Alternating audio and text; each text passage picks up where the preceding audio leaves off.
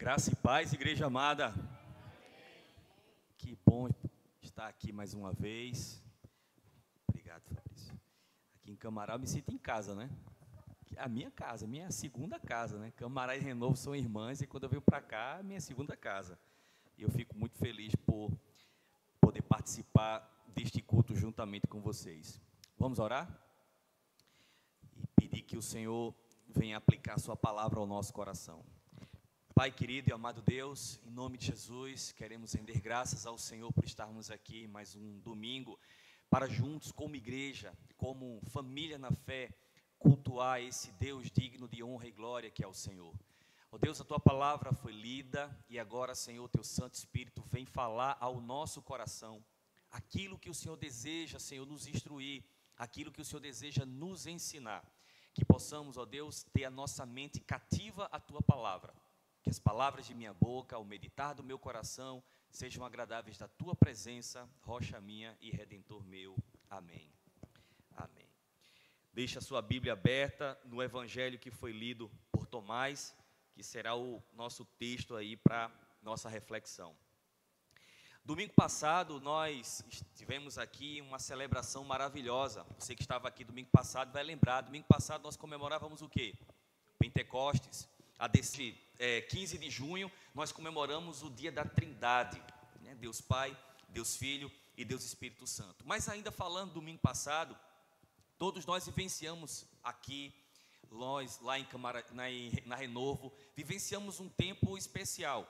Houve um mover de Deus sobre a vida das nossas igrejas e sobre a vida dessa igreja domingo passado. Você que estava aqui, você vai concordar comigo.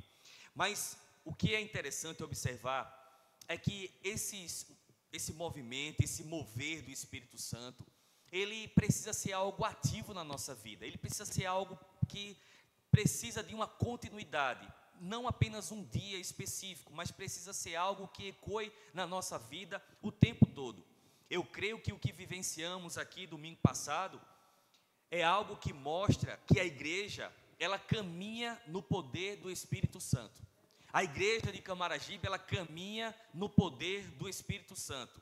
Foi algo que foi derramado no dia de Pentecostes e que nos dias de hoje, aqui nessa igreja, esse derramado do Espírito Santo, ele continua. O momento que foi vivenciado domingo passado, todos nós que estamos aqui, vamos ver os frutos que serão colhidos no tempo certo. Haverão situações que irão acontecer na vida dessa igreja e você vai lembrar, naquele domingo, naquele culto de Pentecostes, porque cada culto não é o mesmo culto, há um renovo de Deus sobre as nossas vidas, e o que aconteceu domingo passado, você vai lembrar em algum momento. Isso é viver algo que é chamado de sobrenatural. Sabe, a Bíblia está cheia de acontecimentos que foram sobrenatural. Pare para analisar. Moisés, criança, a sua mãe às pressas teve que colocar num cesto para colocar dentro de um rio. Pare para pensar, você que é mãe, dentro de um rio, para poder escapar de um decreto do faraó que queria que matasse todos os meninos. O rio naquela época tinha o quê? Tilápia era? Tinha uns bichos lá, bem esfomeados, né, os crocodilos lá dentro do rio, e tudo que caísse lá eles iriam averiguar. Foi colocado num horário que a filha do faraó estava se banhando, né, e quando ele vai passando ali, olha, tem uma criança tal, e tira o menino do rio Nilo. Isso é algo natural? Não, é sobrenatural. Vamos para outro evento, Muralha de Jericó. O povo estava caminhando em direção à terra prometida, e diante do povo tinha aquela cidade de Jericó. Existe um estudo arqueológico que diz que o muro, ele media 6 metros de largura. Veja a largura do muro. Então era uma fortaleza, não era uma cidade qualquer. O que foi que Josué fez? Orientado por Deus, para que o povo ficasse dando voltas, cantando, louvando, adorando. E o que foi que aconteceu com aquele muro? Ele caiu. Isso é algo natural? Não, é sobrenatural. A Bíblia está cheia de eventos sobrenaturais. Já que eu dei 2 exemplos do Novo Testamento, do Antigo Testamento, pelo menos vou pegar um do Novo Testamento. Jesus, Maria concebeu Jesus por obra de quem? Do Espírito Santo. Isso é natural? Não, é sobrenatural. Então a igreja, ela sempre precisa atentar a isso. Existem coisas que de forma natural a gente não consegue explicar, é o sobrenatural de Deus. E isso pode ser vivenciado nos dias de hoje na vida da igreja. Tem pessoas que estão enfermas, e aí a igreja ora, se coloca na brecha, se coloca em oração, e essas pessoas são curadas. Tem como explicar isso de forma natural? Não, isso é algo sobrenatural, é algo do poder de Deus derramado sobre a vida da igreja. Viver de forma sobrenatural e viver o sobrenatural de Deus é algo que eu e você precisa buscar experimentar. A igreja de Cristo é uma instituição sobrenatural. Por que eu digo isso? Porque ela não teria resistido a tantos anos de história e ter chegado aos dias de hoje. O que é que eu e você precisa fazer? Precisamos buscar de forma intencional o sobrenatural de Deus sobre a nossa vida. No evangelho que foi lido por Tomás, Jesus ele fica deixando ali bem claro o objetivo. Nós precisamos ir buscar os milagres, os dons, mas precisamos também ser pessoas que buscam viver um relacionamento com Ele. O evangelho é relacionamento. O povo de Deus precisa buscar se relacionar com Jesus e experimentar o sobrenatural acontecendo sobre as suas vidas nas mais diversas áreas. O evangelho é um encontro que deve se tornar um relacionamento. Um relacionamento você precisa ter intimidade, um relacionamento você precisa ter confiança, um relacionamento você precisa ser sincero, honesto o tempo inteiro. Guarda essa frase do seu coração. Se os milagres seguem a Jesus aonde quer que Ele vá, e eu quero ver milagres, eu sigo Jesus o mais de perto possível, e então os milagres começam a me seguir. Você crê nisso? Você crê nisso? Eita Jesus, você crê nisso? Eu creio, porque a Bíblia diz lá no Salmo 23 que o Senhor é o quê? O nosso pastor, e que nada nos faltará. Mas eu acho uma verdade extraordinária da minha vida. O Salmo 3 é belíssimo, o Salmo todo ele é lindo, e esse versículo inicial é maravilhoso, mas tem uma parte lá no final, o último versículo, que diz que a bondade e a fidelidade do Senhor me acompanharão todos os dias da minha vida. Se eu tenho Jesus como meu Senhor, como meu Salvador, a bondade, a fidelidade, a graça, o amor, o favor, os milagres de Deus vão me acompanhar todos os dias da minha vida. Isso fala de relacionamento, isso fala de intimidade. Eu não sigo os milagres, eu sigo Jesus. Os milagres seguem Jesus. Se eu estou perto de Jesus, os milagres vão me seguir. Então vamos olhar um pouco para a parábola do semeador e entender o que o texto nos fala sobre a busca pelo sobrenatural. Você acha que isso é possível aqui nessa igreja? Você acha que isso é possível? Sim ou não? Maravilha, bênção de Deus. Mas para ser uma coisa assim bem amarrada, diga só um amém. Isso, pronto, louvado seja Deus. Os milagres eles podem acontecer na nossa vida.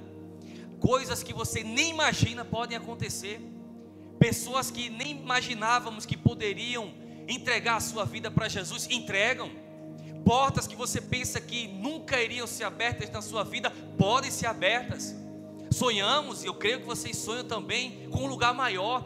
Lá veio o pastor com essa história do lugar maior. Porque um lugar maior é mais pessoas aceitando Jesus. Um lugar, pessoas mais jovens saindo das drogas e vindo entregar a sua vida para Jesus. Mais pessoas vindo fazer parte da família de Deus. Às vezes a gente é muito egoísta, só pensa na gente. A palavra que eu quero ouvir, o louvor que eu quero escutar, a ministração que eu quero que faça sobre a minha vida, o ambiente que tem que ser confortável. Às vezes a gente não pensa no outro. Sabe enquanto nós estamos aqui, vocês estão aí de costa para a rua, eu estou de frente para a rua. A quantidade de pessoas que passa aí, a gente não tem noção. E na grande maioria das pessoas que passam aí, elas podem estar caminhando para o inferno. Isso precisa nos incomodar. Isso precisa nos constranger e dizer assim: Senhor, eu oro para que Deus abençoe cada vez mais o meu pastor, dê direcionamento a ele. Eu oro para que portas sejam abertas na vida da nossa igreja. Eu oro para que as nossas tendas possam ser alargadas. Eu oro para que a Camará ela continue sendo um farol na vida das pessoas e que mais pessoas venham entregar as suas vidas para Jesus. A gente precisa mudar o nosso pensamento, parar de pensar apenas em nós mesmos. Ah, hoje eu não vou, hoje eu vou, não sei se faço, não sei se eu fico, não sei se eu quero, não sei se eu não quero. Ei, você foi chamado para um propósito. Você foi chamado para um propósito. Então, como é que podemos ajudar as pessoas a se tornarem bons solos das sementes do reino de Deus e deixar todos os obstáculos para trás? Em vez de julgar porque as pessoas não permanecem e não se enraizam em Cristo, prefiro fazer a seguinte pergunta para vocês: como edificar uma igreja onde as pessoas amadurecem o seu relacionamento com Cristo e nesse processo se tornam sobrenaturais? Como é que posso fazer isso? Eu respondo para você: a igreja sobrenatural acontece quando eu, como discípulo de Jesus, pratico a rendição completa. Eu preciso me render de forma completa a Cristo. Sabe, irmãos, eu fico muito à vontade de falar isso aqui em Camará, porque é uma igreja irmã e uma igreja que eu amo. Muitas pessoas estão na igreja, mas não estão rendidas a Cristo. Elas estão rendidas a uma instituição, elas estão rendidas ao que elas querem, mas elas não se renderam a Cristo. Veja o versículo 24. Então Jesus disse aos seus discípulos: se alguém quiser acompanhar-me, negue-se a si mesmo, tome a sua cruz e faça o que? Para casa? Siga-me. Quem é que você está seguindo hoje aqui em Camará? É o pastor Wilton? É a igreja Camará? Ou é Cristo? Existem pessoas que ouvem a palavra do reino que é semeada em seu coração, porém o maligno vem e arranca. A palavra foi perdida, pois não foi compreendida pelo coração. Ajude as pessoas a entenderem o reino, para que elas saibam para o que estão dizendo sim. Você não diz sim para o pastor, você não diz sim para o bispo, você não diz sim para a igreja, você diz sim para Cristo, porque a igreja é dele. Jesus, ele não quer apenas ser o seu Salvador, ele quer ser o seu Senhor. O que ficava oculto, ele quer ser o Senhor de tudo na sua vida, o que significa que você lhe entrega toda a sua vida. Deus, ele quer que você entregue seus próprios caminhos e comece a seguir os caminhos dele e não os seus. Em Mateus capítulo 16, versículo 25 diz: pois quem quiser salvar a sua vida, a perderá, mas quem perder a vida por minha causa, a encontrará. A pessoa que está pelo caminho, ela precisa de ajuda de um cristão maduro, para ver a necessidade de entregar o seu coração. Eu acredito que toda essa parábola seja sobre rendição. Precisamos ajudar as pessoas que não entenderam o reino a entender que é uma entrega de coração. Quando você entrega a sua vida total, completa, plena a Cristo, não tem nada nem ninguém que tire você do caminho dele. Você pode se entristecer com alguém? Claro que pode, natural. Você pode ficar chateado por alguma situação? Claro que pode. São coisas que podem acontecer dentro da igreja. Eu digo sempre lá na Renovo o seguinte: somos uma família para pertencer, somos. Qual é a família que não tem problemas? Qual é o irmão que não tem treta um com o outro? Se na casa forem duas mulheres, parece que a questão de roupa é um negócio meio complicado, né? Você usou o meu vestido, não, você usou a minha calça, enfim. Mas na casa de homem, quando tem dois homens também, ou três, não é diferente. Mas veja, essas coisas pequenas, elas não podem nos tirar aquilo que nós temos de mais precioso e de mais importante: a nossa filiação em Deus. Isso é o mais importante. Deus, ele quer que toda a nossa vida, ele quer toda, de forma completa, toda a nossa vida, e com isso Ele quer todo o nosso coração, pois do coração procedem as fontes da vida. Ele é um Deus que cuida do coração e não apenas da aparência exterior. Ele quer a transformação, a conversão, ela começa de dentro para fora. Algumas pessoas imaginam que é de fora para dentro. Não, Ele começa a transformar aqui, é o meu interior, e depois a parte externa vem como consequência disso. Deus, Ele quer fazer uma transformação na sua vida completa. Em vez de à beira do caminho, eles precisam conhecer o caminho, o único caminho, que é Jesus Cristo e Ele crucificado. Ajude as pessoas a entenderem isso com o coração, porque aí vem a promessa. Então elas voltarão e serão curadas. Ajude as pessoas. Na igreja existem pessoas que estão bem maduras da caminhada, mas existem aqueles que estão no início da caminhada. Me perguntaram o que é que a gente precisa fazer com aqueles que são novos, convertidos, e são, na maioria das vezes, aqueles que dão mais trabalho. Ame-os. Paulo disse assim: sustente, né? Sejam ali aqueles que sustentem uns aos outros, apoiem, incentivem, encorajem, ajudem, orem, interceda por eles. É isso que nós precisamos fazer. Mas a igreja sobrenatural acontece quando eu, como discípulo de Cristo, faço uma outra atitude, renovo a minha mentalidade. O versículo 21 de Mateus 13 diz: todavia, visto que não tem raiz em si mesmo, permanece por pouco tempo. Quando surge alguma tribulação ou perseguição por causa da palavra, logo a abandonam. Parece que essa palavra é para os dias, para esse momento. Parece não, é para esse momento. Mas me parece que nós estamos vivenciando e vivendo esse tempo que foi escrito essa parábola. Parece que nós estamos nesse momento, em 2025, ali aos pés de Jesus, quando Ele fez essa declaração, porque é muito atual, é muito contemporânea. É sobre pessoas que ouvem o Evangelho e o recebem com grande alegria, mas como não há solo, a planta cresce rápido e morre assim que o sol vem. Aquelas pessoas que naquela empolgação do cursilho, pós-cursilho, né? Eu sempre chamo de pós-cursilho, o cara promete até o que não pode, né? Vem naquela empolgação, no entusiasmo, vibrando, faz declaração de amor para a esposa, diz que ama até a sogra, é aquela animação, muda até de time, do Santa Cruz para o esporte, ele faz tudo naquele momento ali. Mas como não pega, o solo ainda está muito fraquinho, ele precisa investir. Não é apenas o cursilho, tem que ser inserido numa célula, tem que participar da imersão, tem que participar dos cultos, tem que ter alguém que está caminhando junto ali, dando apoio, incentivando. Se não fizer isso, ele perde o sentido, perde a caminhada. Entre todos os atos que Jesus realizou durante seu ministério terreno, um dos mais impactantes foi quando ele, o Senhor e Mestre, ajoelhou-se para lavar os pés dos seus discípulos. Eu fico imaginando a cena, no momento que Jesus ele chegou, pegou a toalha ali, a bacia, e disse assim: eu preciso lavar os pés de vocês.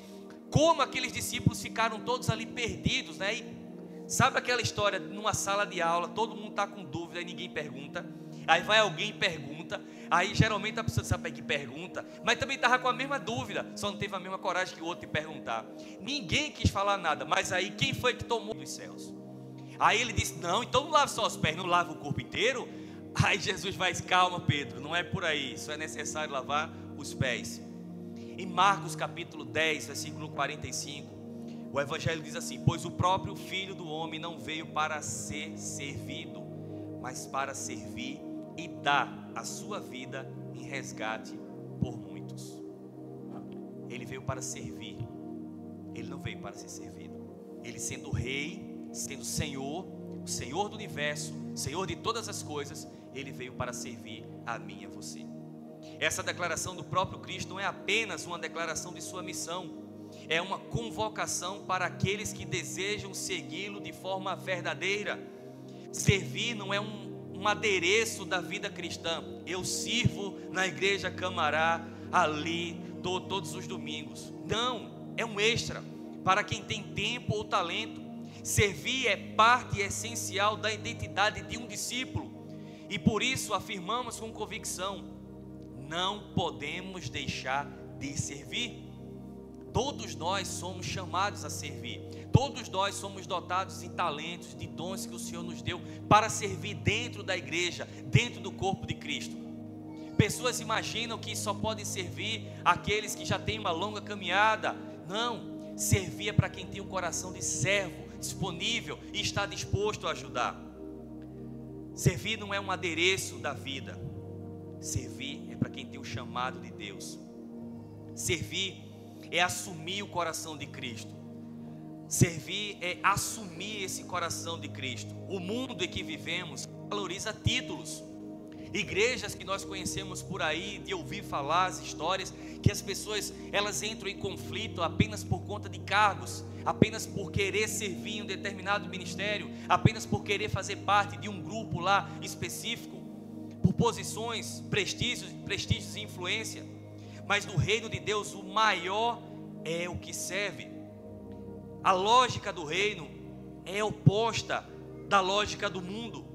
E Jesus, ele não apenas ensinou isso, ele viveu. Ele não apenas ensinou aos seus discípulos, ele viveu aquilo de forma prática. O serviço cristão, portanto, é uma expressão de maturidade espiritual. Quando servimos, deixamos de olhar apenas para as nossas necessidades e passamos a enxergar o outro. Quando servimos, influenciamos no ambiente que nós estamos. Quando servimos, refletimos o caráter do Pai. Quando servimos, nos tornamos mais parecidos com Jesus. Você quer parecer com Jesus? Sirva na igreja em que você está. Sirva. Seja alguém que serve no ambiente da igreja. Mas servir também é construir o corpo. A igreja é chamada de quê? Corpo de Cristo. E cada membro tem uma função. Ninguém é mais importante do que ninguém. Todos são importantes, porque todos somos membros do mesmo corpo, do corpo de Cristo. Não há membro inútil no corpo, escute isso. Não há ninguém inútil dentro da igreja. Todos têm a sua utilidade, todos têm a sua importância, todos têm o seu valor. Deus nos deu dons espirituais não para autopromoção, mas para a edificação mútua dentro da igreja. Em 1 Coríntios capítulo 12, verso 7, o apóstolo Paulo disse: a cada um, porém, é dada a manifestação do Espírito, visando a um fim proveitoso. Que proveito é esse? Para o reino, para a igreja, para a comunidade de fé. Isso é servir, é se parecer mais com Jesus, é se colocar de forma disponível a Ele. Não, eu só quero ir para a igreja para sentar no banco e ninguém nem me chame nem para fazer a oração, nem para fazer a leitura. Não, irmãos, você está aqui para servir. Sabe por quê? Porque para você estar aqui, alguém serviu para que o evangelho tivesse chegado até você. Todos têm importância, todos têm valor, todos são necessários dentro da igreja. Mas servir é reconhecer que o reino vale mais do que o conforto. Servir custa. Muitas vezes significa abrir mão do descanso, da zona de conforto, da visibilidade. Às vezes as pessoas elas só querem servir se elas forem vistas. Às vezes as pessoas só querem servir se elas estiverem em evidência, se elas estiverem fazendo parte de um ministério que seja visível, que seja nítido. Às vezes servir não é ser notado, valorizado, reconhecido pelas pessoas, mas nunca passará despercebido aos olhos de Deus. Nunca. Talvez pessoas servem pelo motivo errado, a motivação equivocada. Servem apenas por servir e não estão servindo porque querem servir ao Rei dos Reis, ao Senhor dos Senhores. Em 1 Coríntios capítulo 15, verso 58, o apóstolo Paulo vai dizer outra palavra maravilhosa àquela igreja. Portanto, meus amados irmãos, sedes firmes, sempre abundantes na obra do Senhor, sabendo que no Senhor o vosso trabalho não é o que, igreja? Vão. O nosso trabalho não é vão. Pastores, e eu falo como pastor, às vezes a gente esquece até de honrar alguém, mas isso não é termômetro na nossa vida, porque o nosso trabalho no Senhor não é em vão. Nós não trabalhamos para pastores, nós trabalhamos para o Senhor. Quando eu entendo isso, essas coisas que porventura podem acontecer são pequenas. Eu sei que o pastor Wilton é bem atencioso com relação a isso, mas é possível que em algum momento esqueçamos. Guarde esse versículo na sua mente e no seu coração. No Deus a quem eu sirvo, o meu trabalho não é em vão. Talvez você possa dizer assim: mas o trabalho de abrir a porta é um trabalho tão simples, eu queria tocar, mas o cara não sabe nem tocar.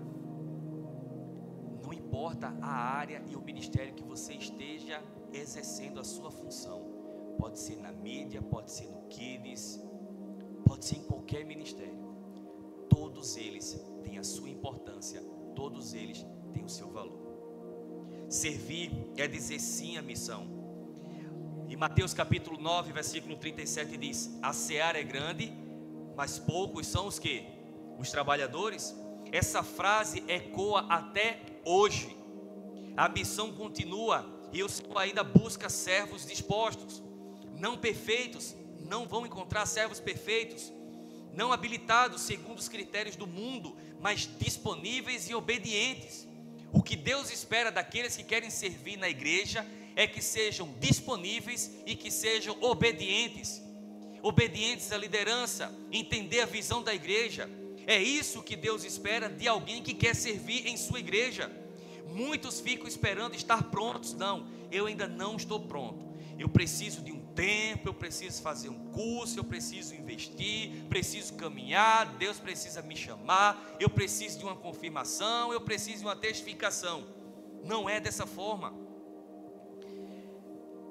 O chamado não é para quem sabe tudo, é para quem está disposto a aprender no caminho. Servir, irmãos, é uma escola. É na prática que se amadurece, se cresce, se aprende a depender do Senhor, a depender de Deus. É dessa forma que você vai amadurecendo, é dessa forma que você vai crescendo. Mas sem obediência e sem disponibilidade, não tem como você crescer, não tem como você servir, não tem como você fazer parte de um ministério, de uma igreja. Não espere estar pronto, esteja disponível. Não espere você sentir-se pronto. Diga assim: eu estou disponível a servir ao Senhor. E em terceiro e último lugar, a igreja sobrenatural acontece quando eu, como discípulo de Cristo, entrego minhas vontades e desejos. O versículo 22 de Mateus 13 diz: quanto ao que foi semeado entre os espinhos, este é aquele que ouve a palavra, mas a preocupação desta vida e o engano das riquezas a sufocam, tornando-a infrutífera. Veja, preste atenção nisso. É sobre pessoas que ouvem a palavra, mas a ansiedade do mundo de um lado e o engano das riquezas do outro lado sufocam a palavra de Deus. E o que acontece? O texto revela que essas pessoas se tornarão infrutíferas. Eu tenho um grande amigo, um irmão muito querido. Ele não é da igreja anglicana, ele é de uma outra denominação. Um irmão muito atuante dentro da igreja. Sabe aquele irmão trator, palpa toda a obra, aquele cara que você diz assim: vamos ali fazer um trabalho evangelístico, ele vai, não tem tempo ruim com ele está disposto a servir, ele está disposto a investir no reino se for preciso. Ele é aquela pessoa que você pode contar com ele para tudo, em qualquer momento na vida da igreja. Ele, para você ter ideia, na nossa igreja, a igreja anglicana, nós chamamos de primeiro guardião. Na igreja que ele faz parte, é chamado de vice-moderador. É uma igreja batista, né? Que é uma pessoa que está bem próxima ao pastor da igreja. E esse irmão muito atuante, muito envolvido, um dia ele comprou um sítio aqui na cidade de Paudalho. Clima ruim, né? Paudalho. Quando chove aqui, chove lá. Nessa época do ano friinho assim, um local maravilhoso. E aí ele ficou muito encantado com o sítio que ele comprou, feliz da vida.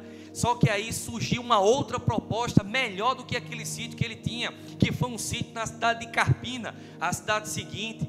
Também um local muito ruim, um local assim, né, nada agradável.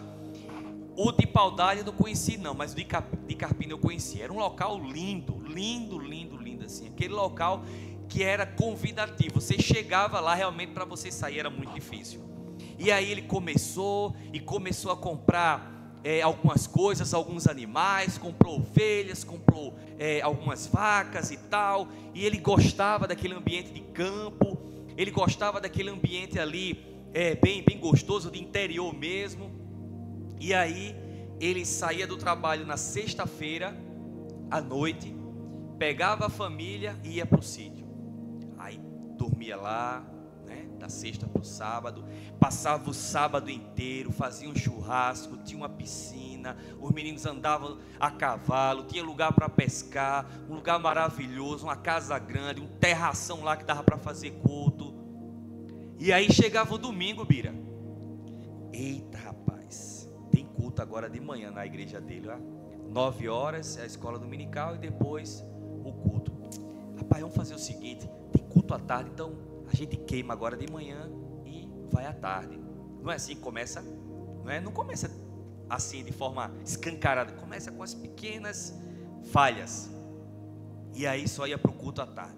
Aí chegava no outro domingo, a mesma coisa. No outro domingo, a mesma coisa. Quando foi no domingo seguinte, com mais de um mês, rapaz, está tão bom aqui, chovendo, aquele clima assim bem gostoso, frio, enrolado lá, né, no monte de pano. Rapaz, hoje eu vou queimar o culto. Pastor, hoje eu não vou não. Estou aqui no sítio. Aí hoje eu não vou não. E nessa brincadeirinha, o tempo ia passando, e quando ele menos esperava, ele estava há vários domingos sem cultuar o Senhor. Veja, não é proibido a gente ter o nosso momento de lazer. É importante se ter o nosso momento de lazer, mas a gente não pode negligenciar as coisas de Deus. O domingo, ele é do Senhor. O domingo não é meu, o domingo é do Senhor. Eu preciso organizar minha vida e a minha agenda para poder ter o meu tempo de qualidade, meu tempo de lazer, o meu tempo com a minha família e ter o meu tempo em servir ao Senhor. Sabe qual é o grande problema de muitos evangélicos em várias igrejas? É que só querem ser servidos. Eles querem vir, ouvir um bom som, uma boa palavra, um bom ambiente, uma cadeirinha confortável, um ambiente agradável e tal, e dizer assim, minha igreja é top, e depois ir embora para casa. Naquele dia que nós nos apresentaremos diante do Senhor, Ele vai perguntar para mim e para você, o que foi que nós fizemos. Ele sabe, mas Ele vai fazer essa pergunta para mim e para você, o que foi que nós fizemos com os dons que Ele nos deu, com as pessoas que Ele colocou na nossa vida para que pudéssemos levar a sua palavra, e o que foi que nós fizemos enquanto estávamos aqui. Esse dia vai chegar na vida de todos os crentes, e aí cada um vai dar a sua justificativa, sua desculpa.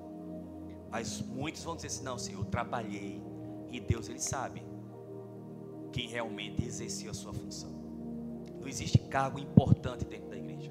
Todos os ministérios são importantes dentro da igreja, todos, sem exceção, todos. Alguns com mais visibilidade e outros com menos, mas todos têm a sua importância dentro da igreja. O pastor, ele não pode fazer tudo. Ele precisa de voluntários, de líderes, de colaboradores para tocar a obra do Senhor. Conhecendo muitos cristãos que já foram cheios de fogo, mas quando o mundo assumiu as suas preocupações, pararam de produzir frutos. Em outras palavras, a mentalidade do mundo faz com que a palavra de Deus em nós morra e faz com que nos tornemos infrutíferos. O Senhor não nos colocou no mundo para sermos infrutíferos. A mentalidade mundana nos torna infrutíferos. E essa mentalidade mundana surge quando nós desvalorizamos tudo aquilo que Deus tem para as nossas vidas. Quando nós desvalorizamos a sua palavra, quando nós desvalorizamos o nosso envolvimento dentro do corpo de Cristo, dentro da igreja. Ambos são uma questão de confiança. Eu sem confiança, o que é que acontece comigo? Ansiedade do mundo, eu nunca terei o suficiente, Deus, Ele não vai prover para mim, eu sou uma vítima para este mundo, estou desamparado, meus sonhos morreram. Quando eu não tenho confiança, quando eu não tenho aquela dependência de Deus, engano das riquezas, desejo por outras coisas que não são importantes. Dinheiro, riqueza me dá segurança, posso prover para mim mesmo, o mundo tem algo a oferecer para me fazer feliz, eu posso me ajudar. Sonhos se tornarão ídolos. Isso é o que acontece com a pessoa que não tem confiança em Deus e quando depende de si próprio. Mas na verdade, quando o nosso desejo pelas coisas do mundo não é entregue a Deus, isso sufoca a palavra que está plantada em nós. Precisamos ajudar pessoas a se tornarem discípulos de Cristo. Precisamos ajudar as pessoas a se renderem e desistirem do mundo. Talvez a sua maior necessidade hoje seja render os seus anseios mundanos, ou talvez a sua situação seja mais como colocar a sua própria confiança na sua capacidade de gerar provisão. Seus sonhos são fruto do seu desejo de viver com segurança mundana. Nada vai acontecer na nossa vida pelos nossos próprios esforços. Tudo que acontece na nossa vida é provisão do nosso Deus. O que Ele tiver para realizar na nossa vida, isso vai acontecer. O que tem para acontecer na sua vida, vai acontecer no tempo do Senhor. Tem coisas que eu e você vai orar e Deus não vai responder. Não porque Ele não nos ama, mas porque Ele tem o melhor para as nossas vidas. Vamos atrás de coisas que estão no coração de Deus. Ansiedades do mundo. Eu nunca terei o suficiente. Deus, Ele não vai prover para mim. Eu sou uma vítima para esse mundo. Isso tudo é engano. Qual é o desejo rendido aos pés do Senhor? Sempre temos o suficiente. Aquele que está rendido aos pés de Cristo, ele sempre vai entender: eu tenho o suficiente. Deus é o meu provedor. Somente Deus satisfará o meu coração. Rendido ao Espírito Santo, eu começo a sonhar os sonhos de Deus para a minha vida. Quando nós deixamos de lado o que este mundo tem para oferecer, entramos no reino de Deus. Quando a gente deixa de lado aquilo que o mundo tem para nos oferecer, nós entramos no reino de Deus. Se o nosso coração está ligado apenas a Jesus, Jesus ele pode dizer assim para mim e para você: ó, servo bom e fiel, fosse fiel no pouco, sobre o muito te colocarei. Jesus pode confiar muitas coisas a nós, porque nenhuma delas será tão importante quanto o nosso relacionamento com Ele. Você está disposto a entregar seu coração, sua mente, sua vontade e seu desejo a Jesus novamente? Se a sua resposta for sim, louvado seja o nome do Senhor, e que Ele possa cumprir os seus propósitos, os sonhos que Ele tem para sonhar com você. A sua vida, ela é preciosa demais para o Senhor, e nós não podemos desperdiçar, não podemos jogar fora, não podemos terceirizar para as outras pessoas aquilo que só Ele pode fazer nas nossas vidas. No Salmo 37, os versículos de 3 a 7, nos diz o seguinte: confie no Senhor e faça o bem, assim você habitará na terra e desfrutará a segurança. Deleite-se no Senhor e Ele atenderá aos desejos do seu coração. Entregue o seu caminho ao Senhor, confie nele e Ele agirá. Ele deixará claro como a alvorada que você é justo, e como o sol do meio-dia que você é inocente. Descanse no Senhor e aguarde por Ele com paciência. Não se aborreça com o sucesso dos outros, nem com aqueles que maquinam o mal. Essa palavra é para mim e para você. Amém? Essa palavra é para mim e para você. Confie no Senhor. Confie no Senhor. O Senhor está dizendo para mim e para você nessa tarde, finalzinho de tarde, início de noite: confie no Senhor. Vamos dizer todos nós juntos: confie no Senhor. Ele só espera isso de nós. Confiança total nele. Durante muito tempo da minha vida eu dei muitas cabeçadas, porque eu confiava muito em mim. Eu achava que eu conseguia dominar toda a situação. E eu precisei passar por muitas experiências da minha vida, difíceis, ruins, porque Deus, quando Ele quer nos ensinar, Ele não vai nos ensinar no mar tranquilo, não. Ele vai nos ensinar no mar bem agitado, bem difícil. Sabe aquelas noites que a gente passa chorando, né? A gente não sabe nem como orar, não sabe nem o que dizer, mas o Senhor sabe o que tem no nosso coração e o que nós gostaríamos de dizer para Ele. Então, depois de muito tempo, depois de uma longa experiência com o Senhor nesse sentido, eu fui entendendo que eu precisava deixar de confiar nas minhas habilidades, no meu conhecimento, naquilo que Ele tinha me dado, e passar a confiar apenas nele. Houve um dia da minha vida que foi um dia assim muito difícil. Quando você sonha em querer algo e você conquista, você fica muito feliz, não é verdade, Bira? Você fica feliz da vida. E quando aquele sonho que você sonhou durante uma boa parte da sua vida, você investiu, você fez de tudo, você perde aquele sonho. Rapaz, eu me senti a pessoa mais assim triste do mundo. Durante muito tempo eu tinha muita dificuldade de falar sobre esse assunto, porque machucava muito. E depois de muito tempo, o Senhor, Ele tratou meu coração. Ele disse: filho, foi necessário você perder para você aprender. A gente não aprende ganhando, aprendemos quando nós perdemos. Quando nós perdemos, valorizamos aquilo que o Senhor nos deu. Eu ficava sempre pensando, pessoas que tinham cargos tão importantes, né? E de repente aquelas pessoas perdiam, né? Aquele médico geneticista bem conhecido no Brasil, né? Que ele abusou de várias mulheres, né? Que muitas crianças foram provavelmente geradas ali, por tudo aquilo que ele fez. Ele perdeu o CRM dele, né? Perdeu o respeito, ele perdeu a credibilidade, ele jogou fora a biografia dele, um cara extremamente conhecido e respeitado, ele jogou fora. Eu sempre ficava assim, meu Deus, como é que a pessoa consegue perder tudo isso, né? O que o pecado não faz na vida de uma pessoa, o que os olhos tirados de Cristo e colocados no pecado faz uma pessoa, né? O que acontece com uma pessoa. Outros servidores, pessoas com cargos importantes, essa questão do INSS, né? Servidores, pessoas de carreira, meu Deus, pessoas que estudaram tanto para entrar ali e se perderam por conta de coisas tão pequenas. Porque o ganancioso, quanto mais ele tem, mais ele deseja, mais ele quer, ele passa por cima das pessoas, ele não quer saber. Então, às vezes a gente luta tanto para ter algo e a gente perde, justamente porque não valorizamos aquilo que Deus nos deu.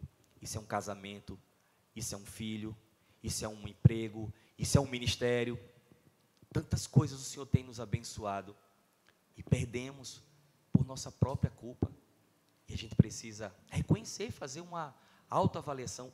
Eu sei onde eu falhei e por isso que veio a consequência sobre a minha vida. A gente precisa ser claro e sincero diante do Senhor.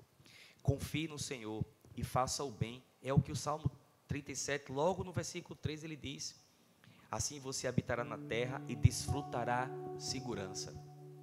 É o que o mundo não tem, mas está disponível para mim e para você. Confie, deleite-se, entregue e descanse. Seja uma terra boa, para que nada e ninguém possa esterilizar as sementes do reino de Deus na sua vida. Quando isso acontecer, a nossa igreja, essa igreja aqui, a igreja anglicana Camará, cada vez mais será sobrenatural. E você vai ver coisas extraordinárias acontecendo. Isso não é algo que tem que partir apenas do pastor. Isso tem que partir de cada um de nós. Cada um de nós. Todos nós, juntos, de mãos dadas, com o mesmo pensamento, com a mesma intenção, com a mesma vocação, com o mesmo cuidado, com o mesmo zelo. Deus nos chamou para isso.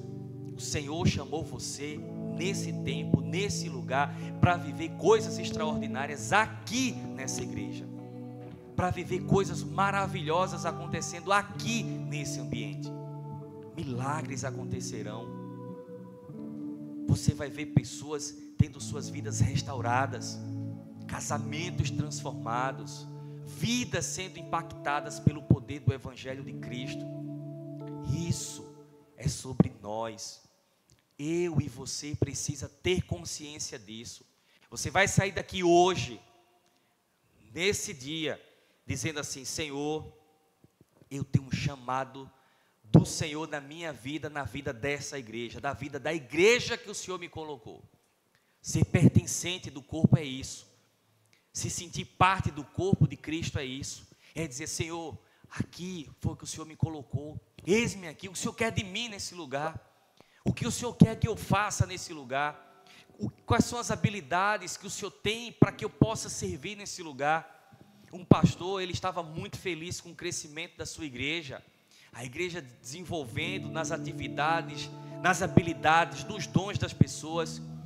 E os ministérios foram surgindo, os voluntários foram surgindo, os líderes foram surgindo, e as pessoas envolvidas da igreja. E era uma igreja que na sua grande maioria tinha pessoas jovens servindo ali. E tinha uma irmãzinha. Toda igreja tem uma irmã Maria, né? Essa não era diferente. A irmã Maria, ela já uma senhorinha, já com seus cabelinhos branquinhos, já com muitos quilômetros, como diz o bispo Márcio Meira, né? Muitos quilômetros de experiência. E ela vendo que todo mundo estava ali envolvido, gente no departamento infantil, gente na mídia, gente no louvor, gente na atmosfera, gente todos na intercessão, envolvida em vários ministérios. E aí ela estava muito triste, porque ela assim, queria também servir, queria fazer parte daquilo ali também. E aí o pastor dela chegou e disse: Irmã Maria, o que é que a senhora tem? Por que a senhora está tão triste quando deveria estar feliz com tudo que está acontecendo na nossa igreja? Ah, pastor, eu estou feliz pelo Senhor, eu estou feliz pela igreja, eu estou feliz por tudo que tem acontecido. Mas por que é que a senhora está tão triste?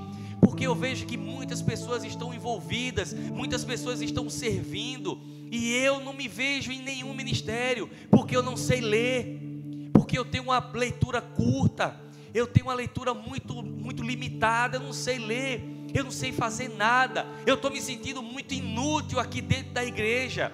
Eu acho melhor ir embora, eu acho melhor abandonar tudo, é melhor ficar na minha casa, porque eu não sirvo para servir no reino de Deus. E aí o pastor disse assim: não, irmã Maria, quem disse isso à senhora? Me diga uma coisa, a senhora sabe dar um sorriso? Ela fez: sei. A senhora sabe dizer graça e paz? Ela disse: eu sei. Pronto, eu vou colocar a senhora na porta da igreja, recepcionando cada pessoa com esse sorriso e com a graça e a paz. E ela deu um sorriso largo ali, feliz da vida. E no domingo seguinte ela estava lá toda uniformizada, abrindo as portas ali e recepcionando as pessoas.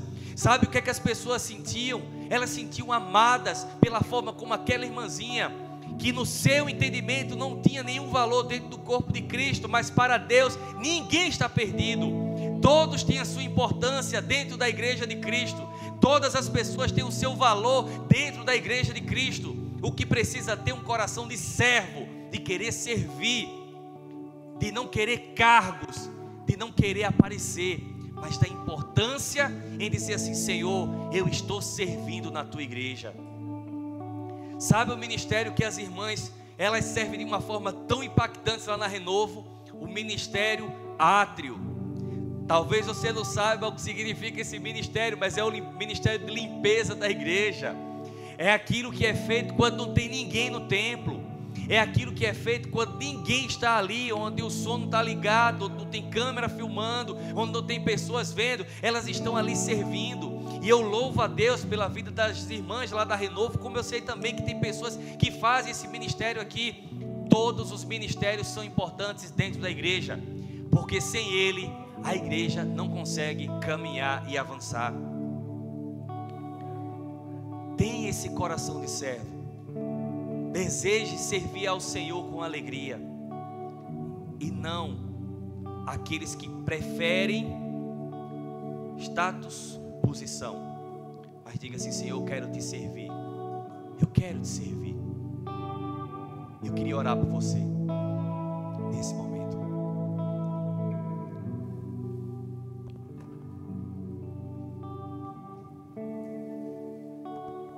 Obrigado, filho. Obrigado, Fabrício, Tomás.